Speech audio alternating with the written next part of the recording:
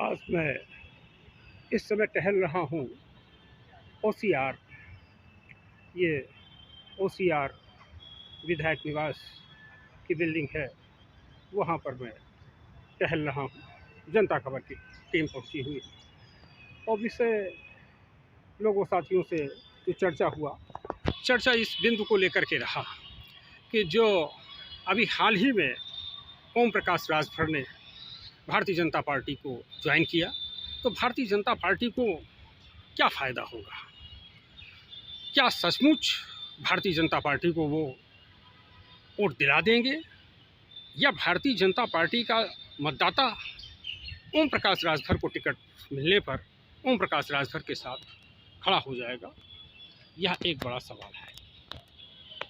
चर्चा पर चर्चा में यह देखने में आ रहा है कि अब इस समय भारतीय जनता पार्टी का तथाकथित सवर्ण मतदाता बड़ी तेज़ी के साथ भारतीय जनता पार्टी को छोड़ रहा है।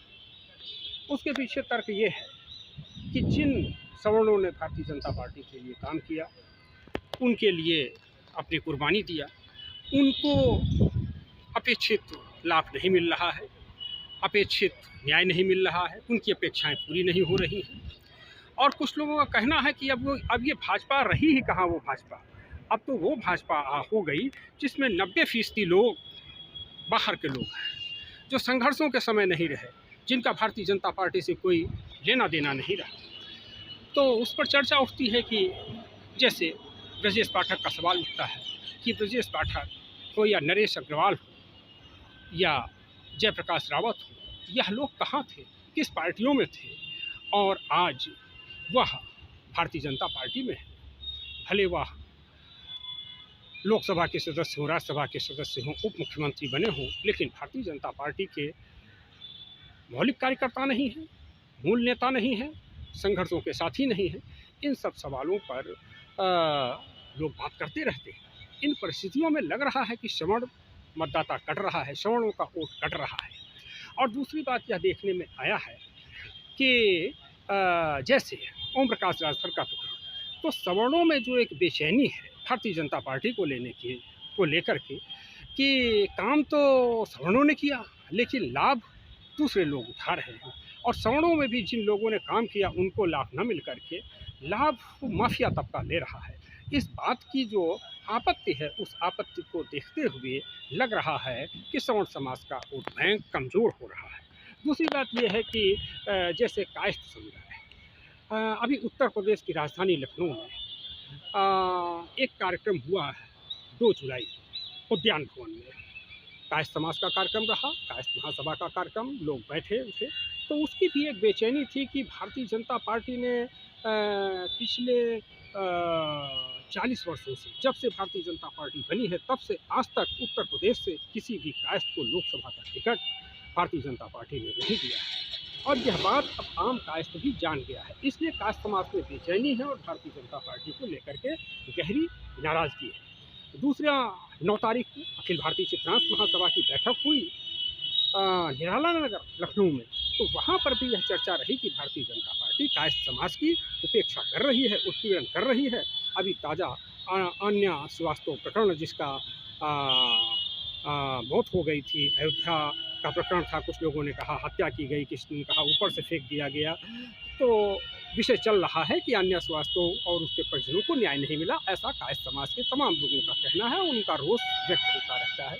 उसके बाद फिर 16 को चित्रगुप्ताश्रम गिरनी कला में बैठक जिस प्रकार से कायस्थ समाज की हुई और केडीए चर्चा में आया, मैंने कायस्थ, अति पिछड़ा, दलित, अल्पसंख्यक, इन सब लोगों की बैठक हुई और एक रणनीति बनी कि 2024 में ये केडीए एनडीए का मुकाबला करेगा और कायस्थ, अति पिछड़े, दलित, अल्पसंख्यक वर्ग के लोग, उनके सामाजिक संगठनों के लोग, ये सब मिलजुल करके एनडीए का मुकाबला करेंगे। तो जब एनडीए का मुकाबला करेंगे तो उसकी तैयारी चल रही है। 31 जुलाई को पुनः बैठक रहेगी लखनऊ में ही, और इसी बीच 23 जुलाई को भी एक कायस्थों की बैठक हो रही है। 23 जुलाई को कायस्थ महासभा का जो चुनाव में जीते हारे लोग हैं उनका भी सम्मान हो रहा है, और ये रहेगा कार्यक्रम अंतर्राष्ट्रीय बौद्ध शोध संस्थान गोमती नगर में, वहाँ पर 11 बजे से कार्यक्रम रहेगा 23 जुलाई को।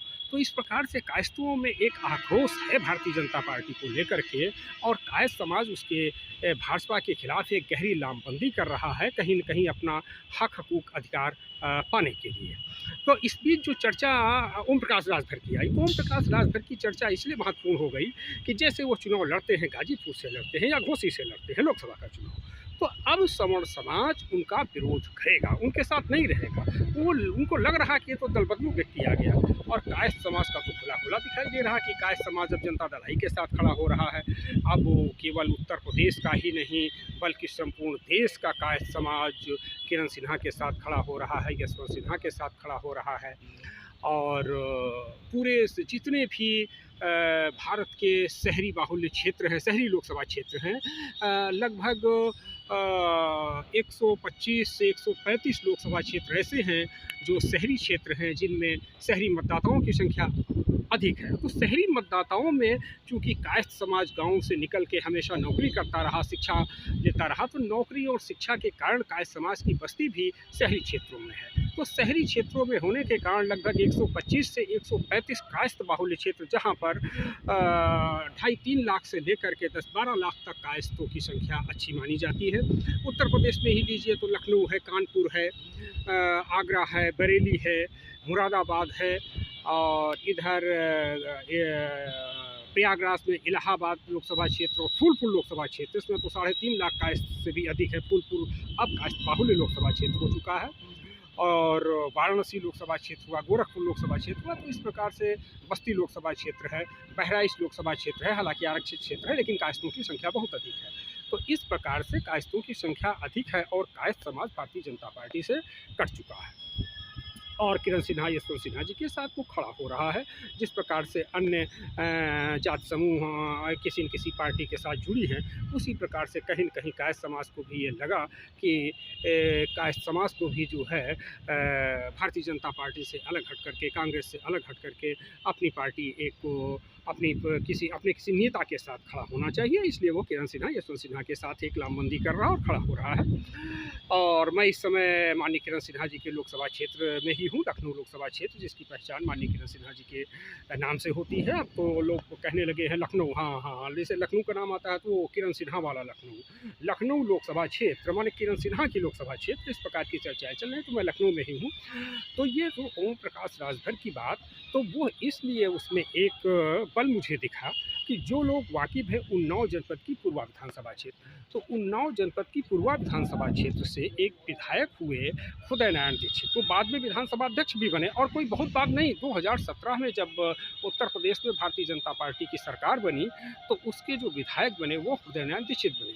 अब हृदय नारायण दीक्षित जब विधायक बने, तो उनको लेकर के जब उनका चुनाव क्षेत्र था, तो वो 85 में जनता पार्टी से जीते हुए थे, और निर्दल उनकी मान्यता बाद में रही, और उसके बाद वह 89 में जनता दल से चुनाव जीते, और जनता दल के बाद फिर 91 का चुनाव वो समाजवादी जनता दल से जीते, 93 फिर वो समाजवादी पार्टी से जीते। तो इस बात की चर्चा की जो है, एक नारा चलता था पूर्वा विधानसभा क्षेत्र उन्नाव में कि पहली बार, दूसरी बार, तीसरी बार, चौथी बार, बार हृदय नारायण। तो ये स्थिति थी कि वह चुनाव जीतते जा रहे थे और यह नारा लगता जा रहा था। लेकिन कालांतर में ये स्थिति बनी कि पहली बार, दूसरी बार, तीसरी बार, चौथी बार, बार लगातार हार और हार ही हार। तो हारना शुरुआत क्या हो गया कि जब वह बहुजन समाज पार्टी की सरकार बनी हुई थी, भारतीय जनता पार्टी ने समर्थन दिया था पहली बार की, तो उसमें वो पंचायती राज और संसदीय कार्य मंत्री बने माननीय हृदय नारायण दीक्षित जी। लेकिन जब भारतीय जनता पार्टी का आंदोलन चल रहा था, तो उस आंदोलन को लेकर के जो हृदय नारायण दीक्षित जी की जो व्यवहार रहा था, आचरण रहा था, जो उनकी अभिव्यक्ति रही थी, उसको लेकर के बड़ा आक्रोश था समाज में। तो वो भारतीय जनता पार्टी के प्रति जैसी वो टिप्पणियाँ करते थे, उस टिप्पणियों को लेकर के आक्रोश था। तो उस आक्रोश की परिणति यह हुई कि जब वह चुनाव लड़े भारतीय जनता पार्टी से, तो लोगों ने कहा कि नहीं, अब उनको वोट उतना नहीं मिलेगा, अब भारतीय जनता पार्टी के साथ आ गए। अब और यह देखने में आया कि जो उस समय के कट्टर सवर्ण थे पूर्वा विधानसभा क्षेत्र के और हमेशा भारतीय जनता पार्टी को वोट देते थे, वह लोग भी भारतीय जनता पार्टी से नाराज़ हो गए।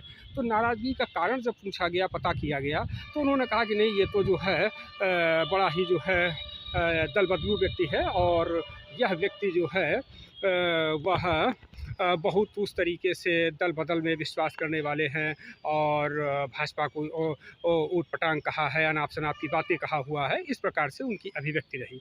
तो कालांतर में फिर वो चुनाव हारे, 96 का भी हारे, 2002 का भी हारे और 2007 का भी चुनाव हारे पूर्वा विधानसभा क्षेत्र से। और वो बाद में फिर ऐसी स्थिति बनी कि पिछली बार 2017 में वो पूर्वा विधानसभा क्षेत्र उन्नाव जिले का वो जो दूसरा क्षेत्र भगवंत नगर, वहाँ से वो खैर चुनाव जीत गए और जीत करके 2017 में वो बने विधानसभा अध्यक्ष बने। तो वही लोग तुलना कर रहे हैं कि जिस प्रकार से ओम प्रकाश राजभर ने जो परिणति दिया हुआ है, जिस प्रकार से उन्होंने जो है ऊट पटांग कहा हुआ है और जिस प्रकार से उन्होंने अपने विचारों की अभिव्यक्ति किया हुआ है, उसको लेकर के तमाम लोगों की जो है जो टीका टिप्पणी आ रही वो भाजपा के खिलाफ किया हुआ। तो इसलिए भाजपा का जो परंपरागत वोटर है वह एक तरीके से नाराज़ है और उसको लग रहा है कि नहीं, अब हमें भाजपा के खिलाफ वोट देना होगा अगर यह ओम प्रकाश राजभर को वोट करते हैं।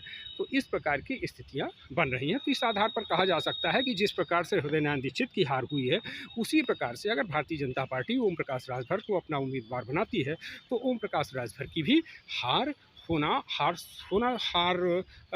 सुनिश्चित लग रहा है। ऐसा लोगों का टिप्पणियाँ आ रही हैं, जो गाजीपुर के लोग कह रहे हैं, मऊ के लोग कह रहे हैं। अब देखना ये होगा कि क्या स्थिति होगी, 2024 का इंतज़ार रहेगा। और आप सब देखते रहिए जनता खबर। आप सबको बहुत बहुत धन्यवाद और खूब लाइक कीजिए, शेयर कीजिए और आप सब देखिए जनता खबर। आपको बहुत बहुत धन्यवाद।